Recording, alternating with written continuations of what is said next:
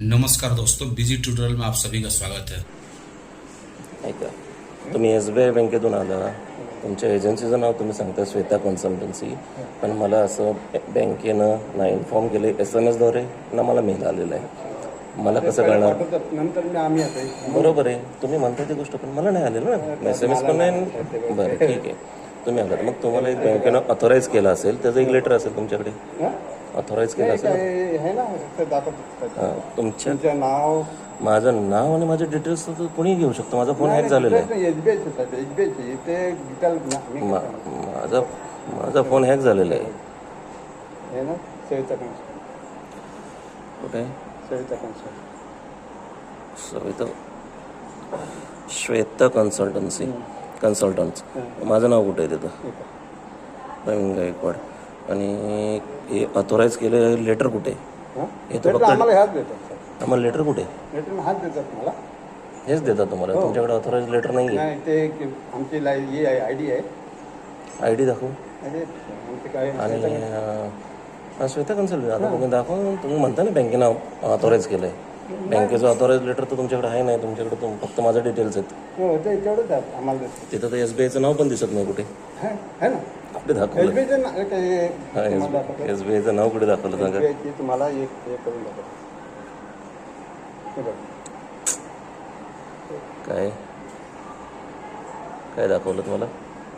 एसबीआयचं बघा. हे वरती नाव आलं SBI कार्ड्स म्हणून ॲपला. आता ऐका मी एखादी ॲप डिझाईन केली. मी फोटो त्याचा ते फोटो गेला. तुम्ही ऐका, मी एखादी ॲप डिझाईन केली. माझं ऐका ना. मी एखादी ॲप डिझाईन केली तर मी वरती तिथे नाव काही टाकू शकतो. तुम्ही आता मला तुम्ही ॲपमध्ये नाही सर, हा सिम्बॉलमध्ये ना कुठे येणार तुम्ही टाकू पण नाही शकतो. असं मी ग्राफिक डिझायनर होतो. स्वतः मी डिझायनिंग करत होतो. आता नाही आहे जॉबला, पण मी करत होतो. तर मला ह्या गोष्टी माहीत आहेत, कुठे वापरू शकतो कुठे नाही वापरू शकतो. तर मला तुमचं प्रॉपर एक बँकेनं तुमच्या एजन्सीला माझं रिकव्हरी करायची ऑथोराईज केलेलं आहे हे लेटर पाहिजे. मला बँकर बरोबर बोलणं नाही, बँकर एकदम पहिली तुमची ओळख झाली पाहिजे. तुम्ही माझ्या दारात उभे राहिला आहात. दुसरी गोष्ट, तुम्ही इथे व्हिजिटला आलात. एक तर इन्फॉर्म न करता आलेला आहात. बट तुम्ही आता मला एक व्हिजिटिंग लेटर द्या की बाबा तुम्हाला व्हिजिटिंग इथं करण्यासाठी एक लेटर दिलेलं आहे माझ्यासाठी, माझ्या नावाचं. तसं नाही साहेब, आम्हाला हे तर तुम्ही DRA केलेलं, तुम्हाला हे रूल्स माहीतच असतील. ते बघा सविता कन्स. तुमचं नाव काय? एसबीआय मुरुगन. हे साऊथ इंडियन आहात?